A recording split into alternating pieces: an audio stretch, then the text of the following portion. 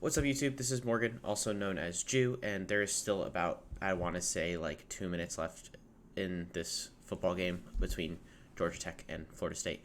Um, this game's pretty much over. That's why I'm making this video so much earlier in the game. This game was kind of over once the second quarter hit. Yes, it was 7-3, but you could tell that the score didn't really tell the whole story, and the fact that it was only 7-3 was very weird to say it. I'm gonna go over my thoughts on the game, what went wrong, pretty much, what Florida State did well. Without further ado, let's get into it. So to start off by saying, Jeff Sims did not play even though he was available. I think that was more of see how the flow of the game goes. If it stays close, bring in Jeff Sims, let him win it. If it stays close in terms of a defensive shootout, if it's an offensive shootout, let the hot hand ride.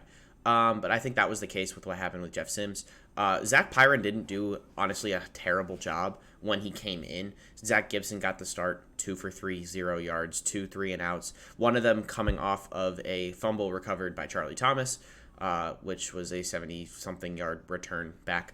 But because of the amount of time that the defense was on the field, with the offense having very short spurts, the defense ultimately got tired, which is what's leading to this onslaught of points, in my opinion. Jordan Travis had a career day, 24 of 38 for 396 and 3 touchdowns. Honestly, he's made a lot of really good reads, and there wasn't a whole lot of pressure, and when we got pressure, he just scrambled and made a good throw. Running game also killed us. Benson, for them, had 111 yards. Toa Feely had 70 yards. Hill has 4 carries for 34. The run game has always been an issue for Georgia Tech this season. They give up 4.1 yards per carry and about 177 yards rushing per game, and their total right now is 232, which is above that average. It came down to us not being able to get pressure, and it's not necessarily the amount of penalties that we got, it's the timing of the penalties. There were several times on third down when we'd get to be able to close it out or be close to closing it out. There'd be some penalty, some mistake, something that just made it all go awry. And I feel like that once that happened, it lost confidence. And there wasn't, in the past few games, for Georgia Tech at least, when a defense makes a mistake, it hasn't allowed too much from it. It's kind of gotten back into the mentality. But this game, it just seemed like once the mistake was made, it's kind of over. Total yards. Florida State has 628 total yards. To Tech's 204. The first half, they had about 30 total yards. So the second half, offense went a lot better. I like the balls to go for an onside kick to try to make something happen. And the fact that we scored a touchdown off of it was even better. I got to give a lot of credit to Zach Pyron in this game. For the small amount of time that he was in, his 2 carries didn't. No, that was not 2. His carries have not gone well by any means, by any stretch of the imagination. 9 for negative 13. But his passing was more consistent. He has more pocket presence, I feel like, than Zach Gibson. Zach Gibson just doesn't know when the clock is ticking. He just holds it too long. But Zach Pyron is making a lot of good decisions, especially for a true freshman. He made the right decisions. No interceptions, the 1 touchdown to E.J. Jenkins. And when they got to the goal line again, he had a few in the hands. He had 2 in the hands balls. E.J. Jenkins could have caught one, and I don't remember who had the other one. But it's another example of the run game couldn't get established, so therefore we can't really do anything, especially without having the talented. I'll call Jeff Sims talented. Jeff Sims is a talented quarterback. His passing can be piss poor sometimes, but he is a talented quarterback. And the fact that we don't have a talented quarterback right now passing the ball hurts a lot.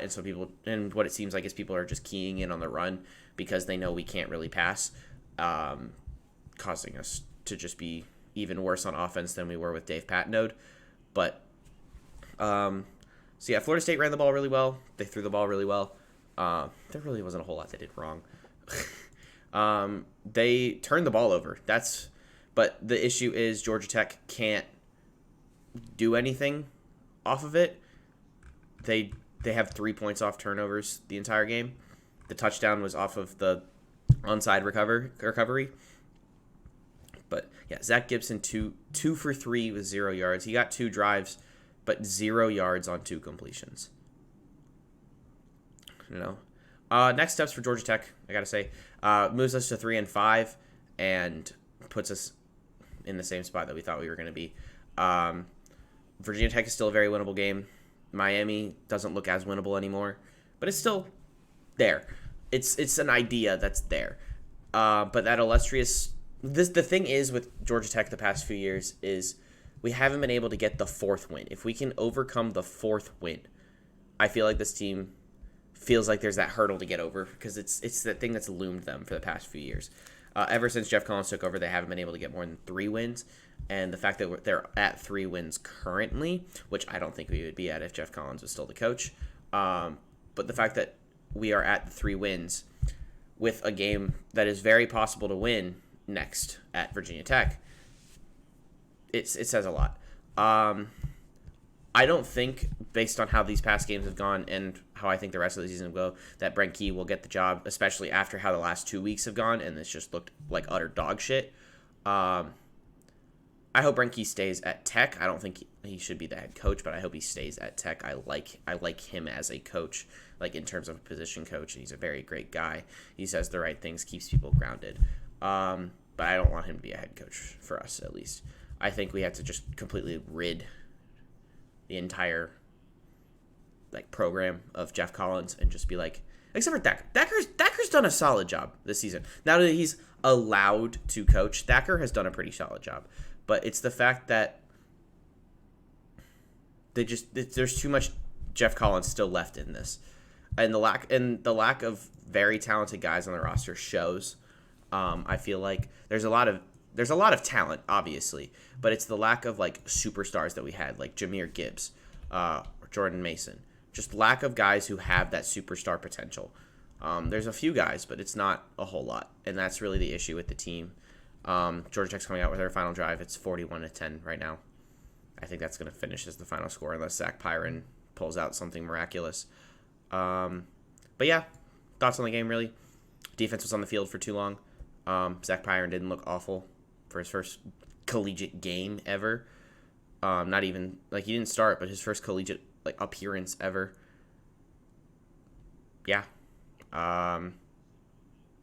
Hopefully Tech can get back on track. That's what I'm hoping for. I think that's what everybody's hoping for. But yeah, those are my thoughts. I don't really got much else to say. Really shitty game. I hope the offense can turn around. I think having Jeff Sims back will create more offense for us, but I don't think it'll create a whole lot.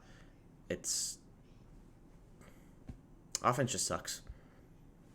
Yeah. I completely forgot to record an outro. If you like the video, subscribe for sports content. Tomorrow, it's the day I'm actually going to record it, is about the NBA. It's going to be something. I know the idea, but I don't want to give it away. Yeah, so subscribe. I'm out.